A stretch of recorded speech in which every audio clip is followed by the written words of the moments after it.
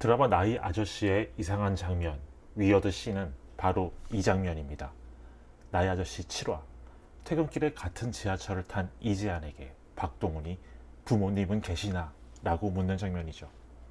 이때 박동훈이 궁금한 건 왜 이지안의 부모가 아니라 이지안이 병든 할머니를 모시고 있는가입니다. 이지안은 부모님은 돌아가셨고 할머니에게 다른 자식은 없으며 요양원에 모셨지만 돈이 없어서 쫓겨났다고 답합니다. 박동훈은 그래도 궁금합니다. 손녀는 부양 의무자가 아니고 자식 없고 장애가 있으면 요양원에 무료로 들어갈 수 있는데 돈을 못 내서 쫓겨났다는 게 이해가 안 가기 때문이죠. 이 장면에서 이지아는 나이 아저씨가 7회까지 방영되는 동안 한 번도 보인 적이 없던 표정으로 답합니다. 그게 그런 줄 몰랐던 것입니다. 박동훈은 주소지를 분리하고 장기 요양 등급을 신청하라면서 그런 걸 가르쳐줄 사람도 없었냐고 묻습니다.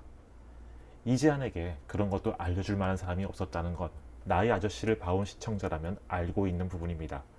그런데 이상한 건 대사에도 나오듯 돈 되는 일은 무엇이든 했고 자신이 위치한 곳에서 일어나는 모든 일들을 파악하고 있는 이지안이 왜 그처럼 간단한 정보조차 모르고 있었는가입니다. 나이 아저씨는 이 장면에서 이지안에 대한 이야기를 또 다른 차원으로 이동시킵니다. 안녕하세요. 위어드 씬의 진행자 물개인형입니다. 드라마 나이 아저씨가 종영했습니다. 마지막 회에서 이지안의 할머니가 수화로 말한 내용처럼 이 드라마는 뜻밖의 인연이 가져오는 위로와 연대에 관한 이야기였습니다. 7회의 이 장면은 그런 인연으로 인한 변화가 이지안에게 일어났다는 걸 보여줍니다. 그리고 20살 이지안의 진짜 정체가 드러나지요. 1회의 첫 장면부터 다시 볼까요? 이지안은 건설회사 사만 ENC 안전진단팀 사무실에 위령과 같은 존재입니다. 아무도 파견 계약직으로 일하는 그녀에 대해 신경 쓰지 않았고 그녀도 다른 사람에게 관심이 없는 것처럼 보였죠.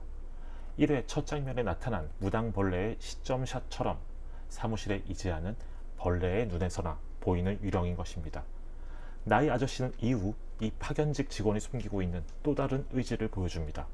복사를 하고 심부름을 하고 우편물을 정리하는 파견직 직원이 사실은 조직 내의 권력망을 꿰뚫고 있었으며 영수증을 정리하며 직원들의 불륜관계까지 파악하고 있었고 자신을 도와줄 조력자까지 설계해 놓고 있었다는 반전이 드러납니다. 자신의 약점을 건드리며 앞으로 고분고분해지라고 요구하는 정규직 직원에게 자신이 파악한 비밀을 언급하며 응수하는 장면은 기묘한 쾌감을 일으키기도 했죠. 나이 아저씨의 부제를 붙인다면 파견직은 거기에 있었다 정도가 될 겁니다. 여러분은 나이 아저씨를 왜 마지막 회까지 보셨습니까? 이 드라마가 보여주는 휴머니즘의 감동 때문이었을까요? 나이 아저씨가 가장 먼저 시청자의 눈길을 묶어둔 건 이지안이 자신보다 높은 사회적 계급의 사람들과 마주하며 일으키는 파장이었습니다. 파견직 직원인 그녀는 대표이사의 사적인 연애사에 끼어들고 회사 임원을 나락으로 떨어뜨립니다. 심지어 그녀는 부장님은 아저씨라고 부르면서 대표이사는 당신이라고 부르죠. 어떤 이들은 극중의 이지안과 아이유를 비교하며 장기하와 연애했고 김창완과 최백호 등의 중년 가수들과 협업했던 아이유를 떠올리지만 사실 나이 아저씨 속 이지안은 고기를 사주고 싶다는 전현무에게 오빠보다 내가 더 많이 벌어 라고 했던 아이유와 가까워 보입니다. 7회에서 이지안이 보여준 표정은 곧 그러한 파장이 이지안에게도 일어날 순간입니다. 고등학교를 갓 졸업한 1998년생 20살 이지안은 사실 자신이 넘겨짚은 세계 안에서 살고 있는 아이에 가깝습니다.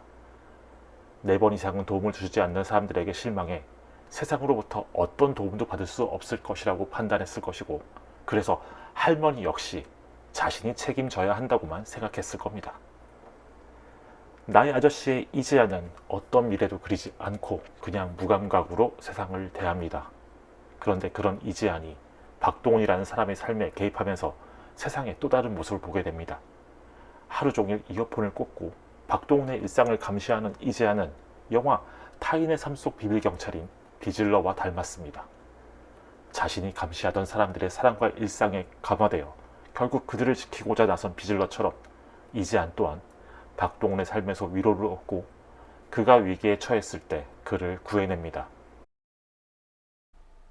사실 나의 아저씨는 이지안과 박동훈뿐만 아니라 여러 형태의 다양한 만남을 그리는 드라마입니다. 구체적으로 말하면 이지안이 자신을 주목하지 않았던 사람들과 만나고 관계를 맺어가며 벌어지는 이야기입니다. 서로의 삶에 관여할 일이 없었던 사람들이 얽히게 되는 이유는 생존 본능입니다. 이지안은 돈을 위해 도준영 대표와 거래를 하려 하고 재신임을 앞둔 도준영은 자신의 자리를 지키려고 하다가 그렇게까지는 안 하려고 했는데 우연히 박동훈을 건드립니다. 또한 이지안은 같은 파견직인 청소부 노인까지 자신의 조력자로 두는 사람입니다. 박동훈의 엄마 변요순 여사는 아들의 친구인 겸덕 스님에게 자신의 아픔을 털어놓는가 하면 정의의 술집 청소를 맡고 있고 동시에 그녀와 유사 모녀 관계를 맺고 있죠. 박동훈의 형제인 박상훈과 박기훈 그리고 술집 정의 내에 모이는 그의 친구들이 최유라와 갖는 만남 또한 이례적입니다.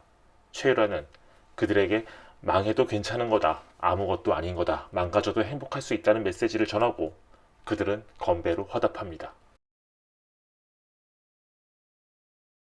극 중에서 최유라가 말하는 이 대사에 이 드라마가 가진 이야기의 본질이 숨어 있는 것 같습니다. 나의 아저씨는 망했거나 망가졌거나 망하지 않으려다가 망가진 사람들이 만나면 어떤 일이 벌어질까에 대한 이야기입니다. 그리고 만날 계기가 없었거나 만날 필요가 없었거나 만날 수 없었던 사람들이 만나서 일으키는 파장을 그리면서 경계가 없는 연대에 대해 보여줍니다.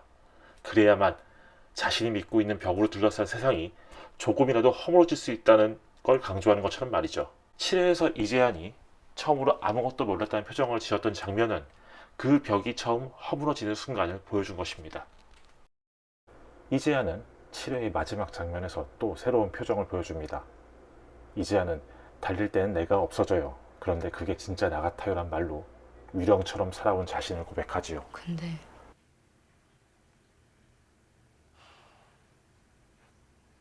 그게 진짜 나 같아요.